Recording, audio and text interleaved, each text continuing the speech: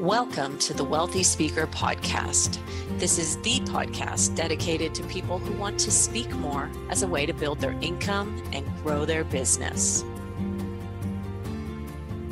Well, welcome everyone to the Wealthy Speaker Podcast. My name is Jane Atkinson. I'm the author of The Wealthy Speaker 2.0 and the Epic Keynote and hot off the press, The Wealthy Speaker Daily Success Planner and Journal. We just launched this week and I am thrilled so far with the feedback, with the product, with the way it looks. It's printed, it's beautiful. I use my journal every morning to ensure that I set up my day with intention and focus on those goals. So come on over to speakerlauncher.com/planner if you'd like to check out our holiday offering with free shipping. We so appreciate those of you who take the time to leave our podcast a rating. You know, it's not easy to actually get on the ratings board over at iTunes, so I'd really love it if you would go over and give us a rating over there so that we can actually get on the page. We've been doing these for a while, but we really haven't focused a lot on the comments and the ratings, and I think that we need to be doing that a little bit more. Now, some of your comments have come to me directly, and I just really appreciate you letting us know that you're listening. Today, I'm very excited because we're talking about something that is so very important in a speaker's career, and that is differentiation. How do we rise up in a sea of speakers to get noticed by clients, by decision makers, by speakers, bureaus, agents, etc., etc.? And our guest expert is coming to us from across the pond, and I want to say welcome, Julie Holmes. Hello, Jane. How are you? I'm doing great, and I'm so excited that you're with us today, Julie. Let me give everybody just a quick little introduction about you. Our guest today is a 20-year marketing and sales veteran, as well as being an inventor and entrepreneur. As a professional speaker and advisor, she helps organizations think holistically about their sales strategy to get more value from their prospects and customers. Just over a year ago, she made the move across the pond from the US to the UK and realized that she needed to clarify her brand and unique value proposition in her market. As a result, she's been able to secure some lucrative speaking opportunities at corporate sales events. Congratulations, Julie, for the success that you have achieved in, really getting into this industry just a few years ago. And thank you so much for being with us today. It's completely my pleasure. I'm a huge fan of yours, Jane. So it's an honor to be on your podcast. Well, I was so happy that you came all the way from the UK for our event last weekend in Minneapolis. I'm hoping that it was worthwhile for you. Did you have like an aha moment or two while you were there? I had about 100 aha moments by the time I was there. It was exceptional. I loved the frankness and the clarity and really just the complete honesty that was shown by both Ryan and Kendra and your other guest, as well as the other people in the room. I mean, talk about being surrounded by a bunch of stars. It was really humbling and incredibly inspiring to really think about our speaking as a business. I think a lot of times we get hung up on platform and we get hung up on our delivery and on being amazing on stage and our time on stage. And we forget that we have to get on that stage. And to get on that stage, we have to treat what we do as a business. Yeah. And so every time I get the chance, I love to find events just like yours where it's really about the business side. And to be fair, I did get a lot of platform tips as well. So that was an added bonus, but I was really driven just to get the business. It was fantastic. Yeah. And the people who do focus on the speech, that really is your number one form of marketing is a great presentation, but that's not all there is to it. People need to know about it. And I love that Ryan was really, the theme for the weekend was really hustle. He was out there hustling from a sales perspective, picking up the phone and reaching out to people. Kendra was out there hustling. Her idea was to go after it with email. She did 100 email a week for 6 weeks, 600 emails. I mean, it was really incredible. And that's the word that really resonated for me was hustle. Yeah. So differentiation is a part of the hustle. Absolutely. And I think that if every speaker has a different style and message, why do you think differentiation is so important? Well, for me, I think differentiation is, if we were to think about the people that book us and that pay us to come and speak, or that provide us the opportunity to come and speak so that we can sell from the stage or acquire business, however it is that our business model is formed, differentiation is what we have to do to be picked. Somehow we've got to stand out from all the other speakers that are out there. And I don't just mean other external speakers like our colleagues and friends in the NSA and the PSA and all the other organizations. I actually mean we're competing against a lot of other things. We're competing against other initiatives within an organization. We're competing against internal and external choices. They could bring in somebody internal to speak. They could choose not to have the event or not to have the speaker. So we have to be prepared to differentiate ourselves on all levels. I like it. You're so right about that. Nowadays, it used to be that, 20 years ago, 30 years ago, when I first got in the business, people were competing with just other professional speakers. Now you're competing against all of the authors in the world.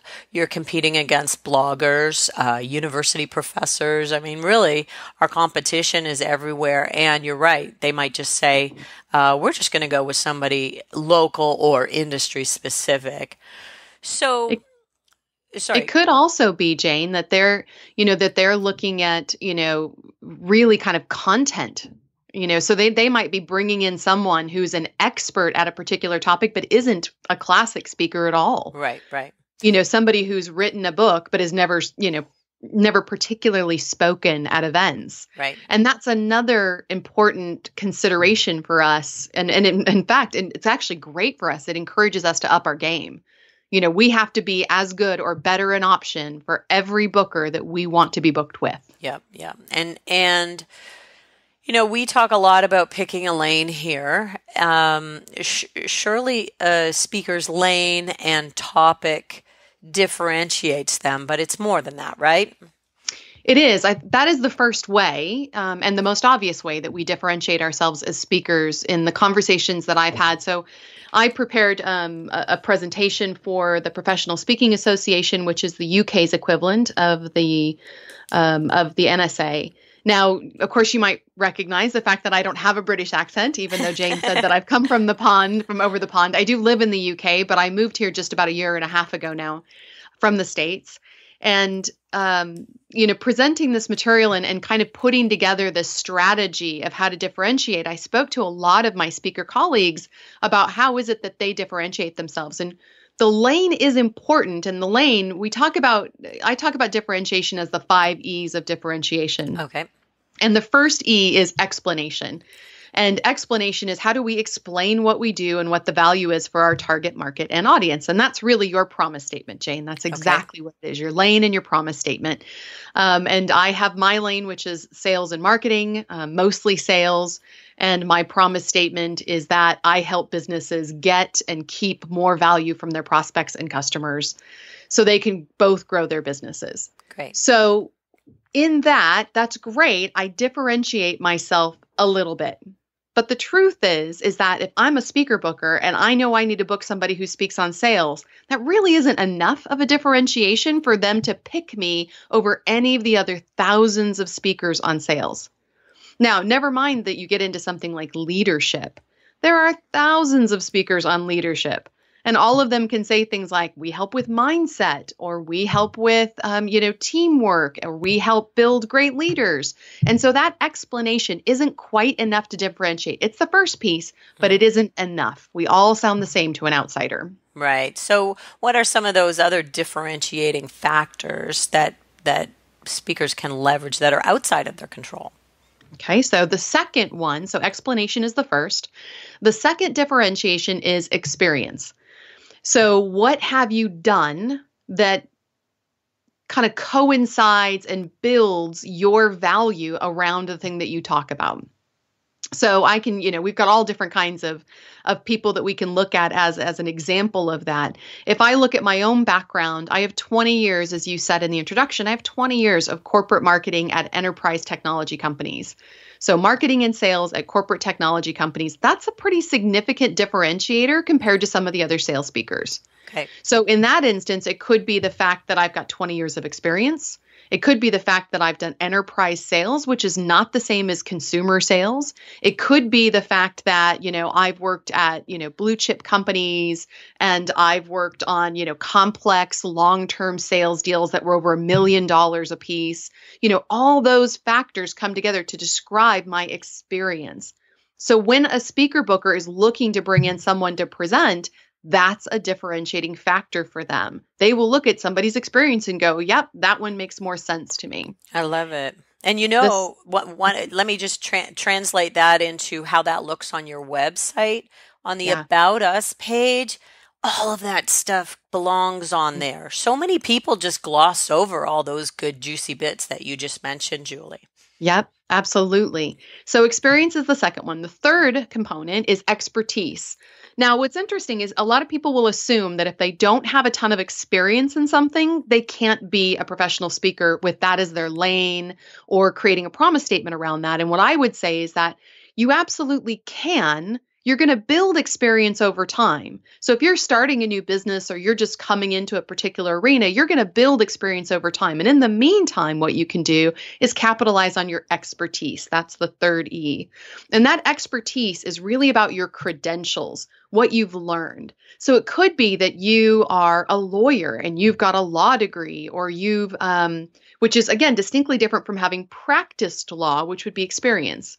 It could be that you have a PhD in a particular topic. It could be that you have 15 different certificates in sales and you're, certified in all kinds of different venues and, working with different types of organizations that you've got certificates for. So where you feel you're weak in one area, expertise is a great place where you can bolster that to help build up your credentials and again, build up your differentiation, what makes you stand out from the crowd. Love it. Love it. So we've got number one, explanation. I apologize, everybody. I'm one of the ones that's got the thing that's going around right now. Explanation, experience, and expertise. Those are our three E's so far. What's number 4? Number 4 is execution. And execution is how we share our message. How do we deliver it? And this is a great example of this. I've got a good friend and mastermind buddy named Celia Delaney, who I work with. And Celia is what we would call in the UK a comedian.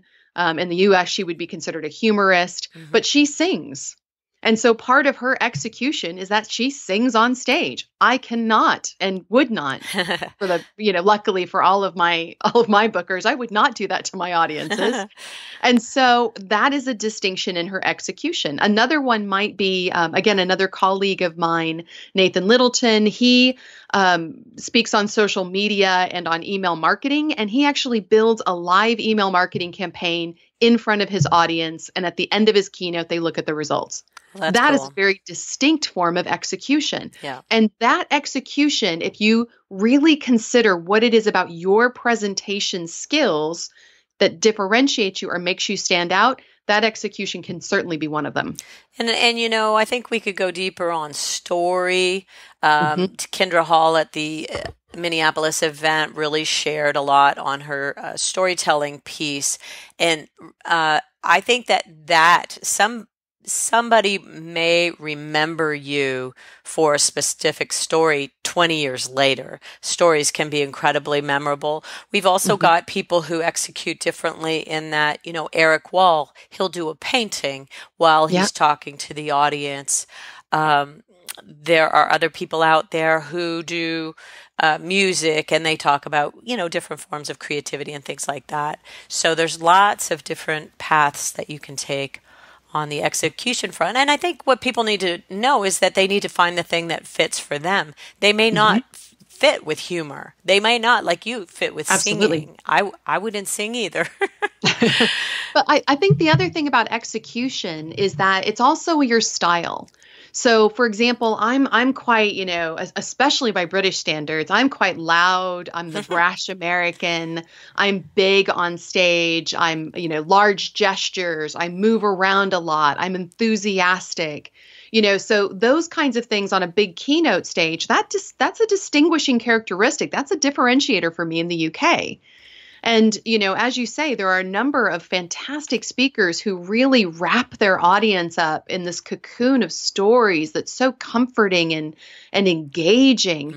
And that is its own. So it doesn't have to be that you have some special skill that you bring onto the stage, like painting or singing or dancing or juggling. Style. We know juggling speakers, don't we? Yeah. It doesn't have to be any of those things. It can just be that you have honed a particular style of presentation so clearly, and you have really developed your expertise around that. And it could be everything from the fact that you consider it edutainment to simply that, you use the most amazing slides, or you don't use any slides, or you use a lot of examples, or you use a lot of case studies or a lot of stories. Just knowing what it is about how you deliver that makes you stand out is going to help you when we talk about what you do with that differentiation and the value of differentiation. Right, right. And I want to circle back. You mentioned about how you need to look at your style when you're in the UK. When we get through the 5 E's, I want to circle back to doing business in the UK and the differences. Yeah. Okay, so let's put in that for a minute. So tell us what the 5th E is. Well, the 5th E is kind of the one that I put in there because there's just a lot of other factors that sometimes make people a little uncomfortable. Okay. When they go, well, that shouldn't be a differentiator, but in reality, it is. Right. So I called this 5th E extras. These things alone should not be what gets you booked, but they are things that bookers might be looking for. Right. And might be considering in their selection. And so I, as a person who runs a business, would consider it foolish to ignore them. Okay. And those E's, those extras, are everything from your gender to your ethnicity to your location, your insider knowledge, your age. So, for example, let's say that you're putting on a conference for millennials. Well, it would only make sense that you would really like to have a keynoter who's a millennial. Right. Absolutely. Now, that isn't going to be your only qualification. You're not just going to go grab any millennial off the street. But that is something that if you know that there are speaker bookers who are specifically looking for someone in that category, then again, on your website and in your marketing materials, it's the kind of thing that you might want to mention. Right. It's the same thing for gender. I'm in sales. There are not a lot of female sales speakers. There just are not a lot of them. I hear it all the time. I think they're certainly growing in number, but there's not a ton. And consequently, I would be foolish as a business person to not be very clear in my marketing and in my SEO that I'm a woman sales speaker. My location is also a factor. The fact that I live in the United Kingdom is a big deal to bookers in Europe. Right. They certainly like that they like that I'm American. So the fact that I'm American but live in the UK is incredibly convenient. So, Europeans can essentially look like they're bringing in an American when really they've just flown me over from London. That's great. And I think that the audiences are very diverse, especially in the US. And here in Canada too.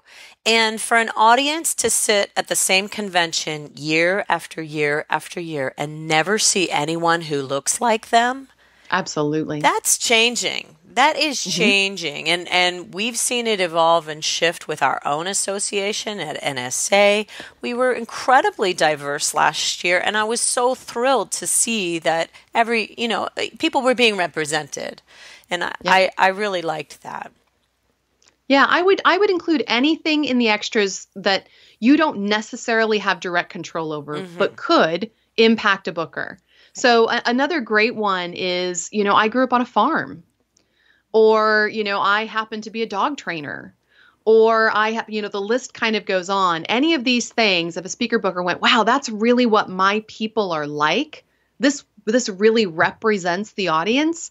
let's find somebody that looks like that audience member. And speaker bookers are looking harder now than they ever have in the past. They are trying to find diversity. Yes. And if we're not telling them about our own diversity, they're going to struggle to find us, and they're going to struggle to serve their audience in the best possible way. Very good.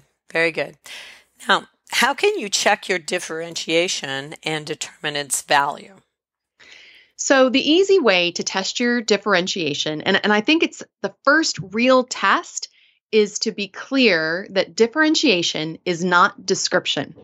And most of us, if we were to look at our websites, we would go through our websites and basically just see that we are describing ourselves, which is fine, It's good to describe yourself, but it doesn't differentiate you from anyone else. If everybody's just describing themselves, there's not really any way for you to be clear whether or not you're differentiating. That's a really good point.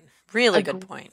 A great tip for this is a little sentence that I've used for years in product marketing, which is the unlike sentence. So you basically fill in the blanks. Unlike blank, I blank. And you think about all of the speakers that you normally would compete with. And I don't just mean, again, other professional speakers. We could be talking about internal choices. We could be talking about the CEO is going to come and speak, or their director of marketing is going to speak, or another marketing professional speaker is going to present. Unlike, and put a name in the box, unlike blank, I blank. I have this experience. I have this expertise. I execute in this way. I have these extras. I explain this. And by putting that unlike in the front, we're forced to make a comparison, because that's what differentiation is. It's a comparison. It isn't just, I'm great. I can't say, well, unlike Jane Atkinson, I'm great. Like that would be crazy to say, because you would say the same thing and you would be right. So it's really about being much more clear about what differentiates you rather than just what describes you. And if you can go through this exercise and make a list, write down the 5 E's: explanation, experience, expertise, execution, and extras, write them down and go through that unlike, and you just repeat over and over and over again. If you find that you're losing business and you're not getting picked, then you should look at each one of those lost opportunities. Who did you lose to, or what did you lose to? And sit down and do this exercise.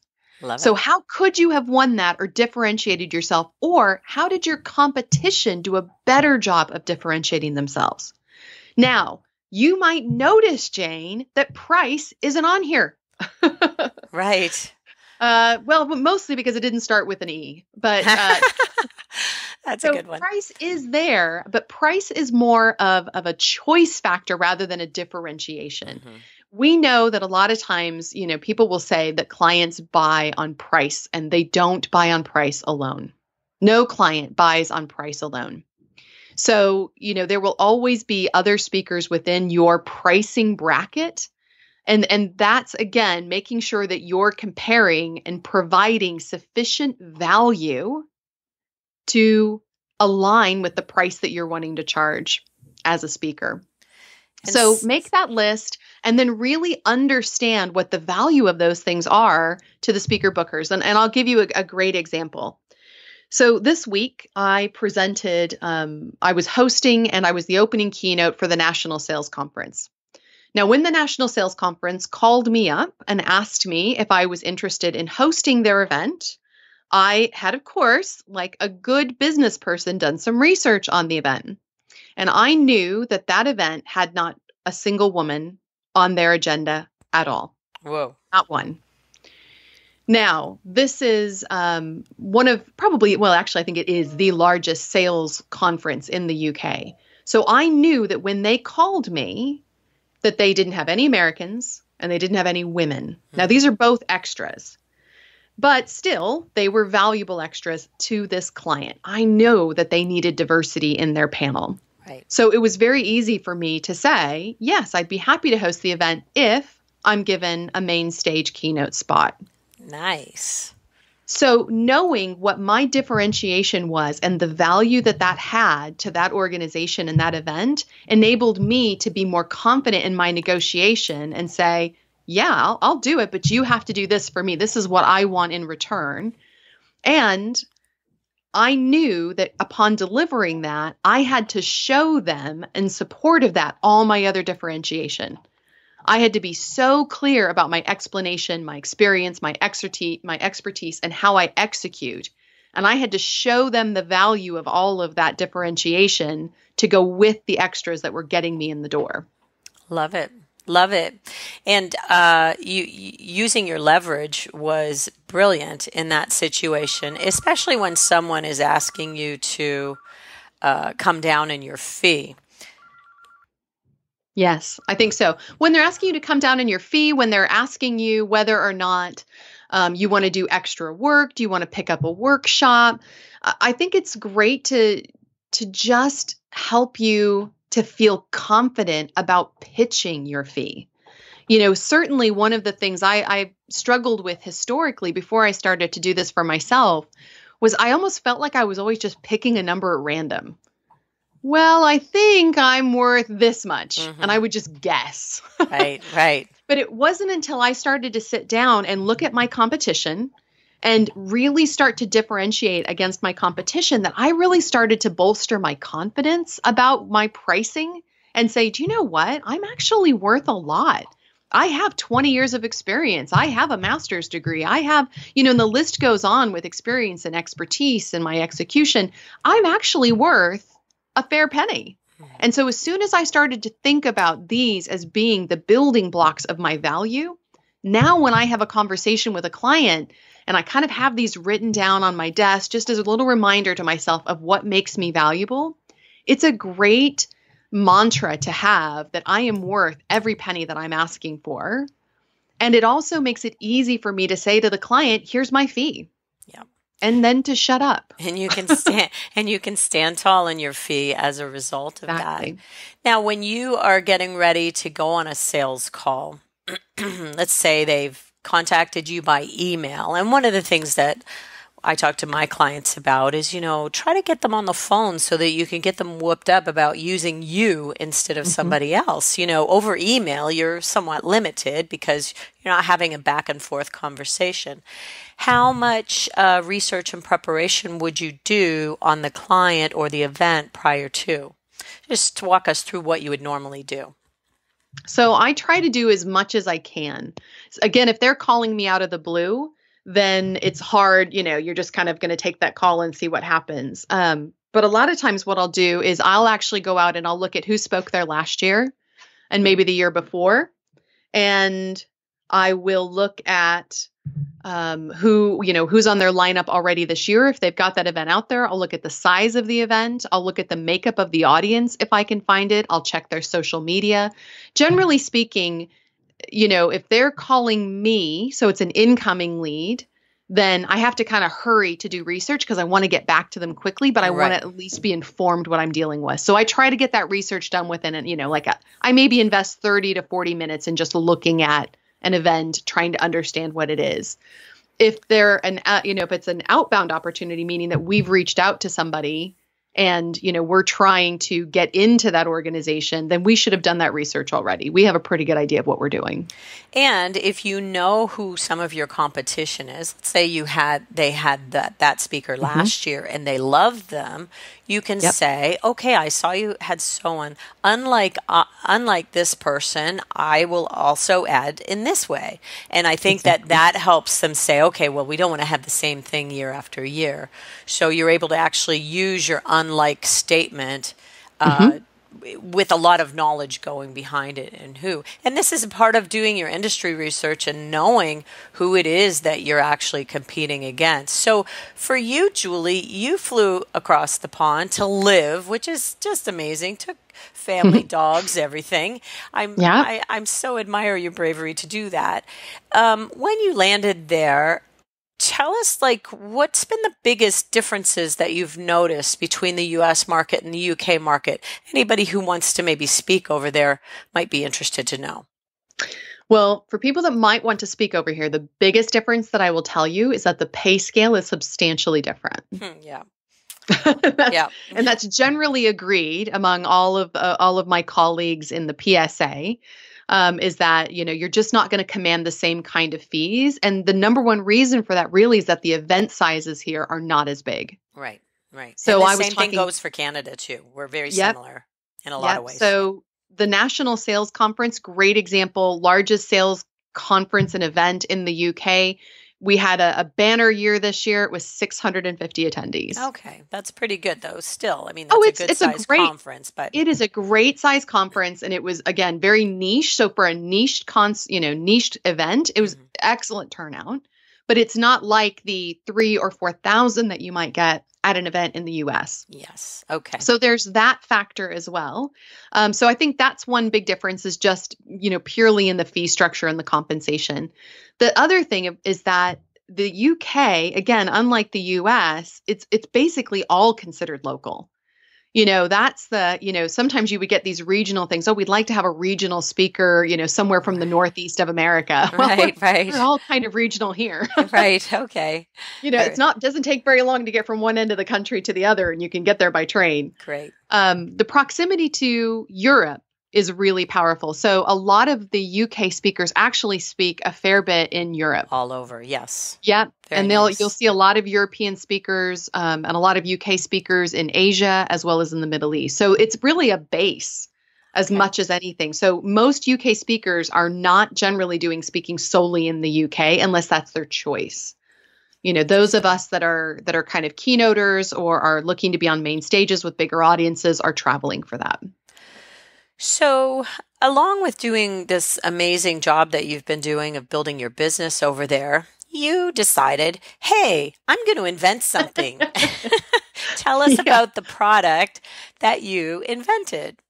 I will. It's funny because it's actually a speaker invention and it came about from speaking. So I invented a product called Hey Mike. It didn't have a name when I invented it, of course. And it's a product that I put together about a year and a half ago. And I was speaking at an event in June of this year. And I used it. So it's a Bluetooth microphone that connects to a smartphone so that I can record video with good audio when I'm on stage. So I want to be able to capture as much video of me speaking as possible. And sometimes it's speaking on stage, and sometimes it might be vlogging or creating blogs or video messages. We do a lot of video messages to audiences that we're coming to visit. Hey, we're coming out to see you. We're really looking forward to it. So we do a lot of those things. And I wanted to be able to get lots of video because I reuse that content extensively in marketing. So I had created a Bluetooth microphone for myself and paired it up with a specific app in order to bring that video and audio together because I've always got my iPhone with me. I don't always have, as it turns out, a full-on AV team with me.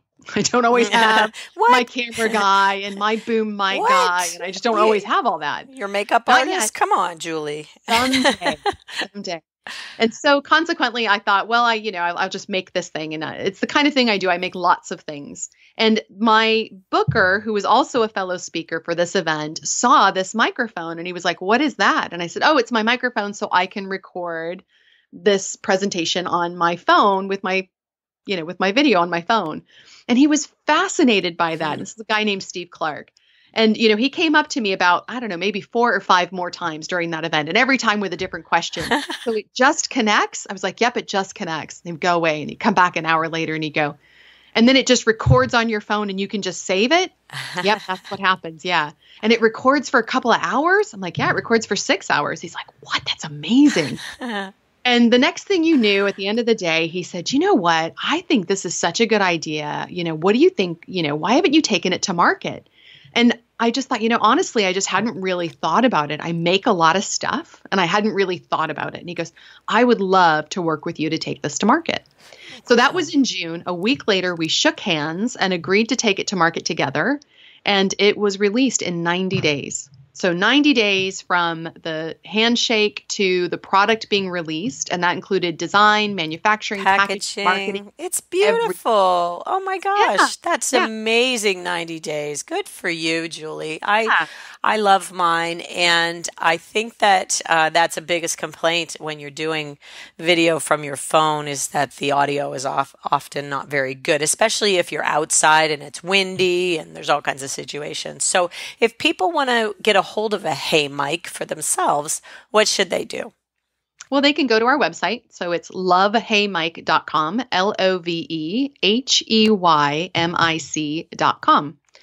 And I think the best part to me about this story, and it's maybe another little reminder to all of your listeners, is that this has really been the biggest speaker class project ever.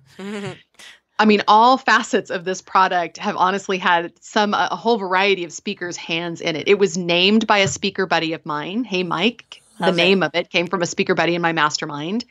You know, we had a speaker buddy of ours that speaks on law who happens to be a lawyer. She wrote all of our contracts. Wow. You know, we have a speaker buddy of ours that's an expert in social media doing all of our social media. Love it. And it just, just like this, we know all of these amazing people with all these fantastic and unique skills. And we have just pooled on that resource, and it's been brilliant. So don't forget when you're thinking about what to do with your business, I would just encourage you to look around at the amazing network that you have at your fingertips. That is so important. And we try to bring people in off the island, people who are doing it by themselves. That's why we do the events and different things. And we have Facebook groups for some of the groups that we have running through courses and such. It's hard to do it by yourself.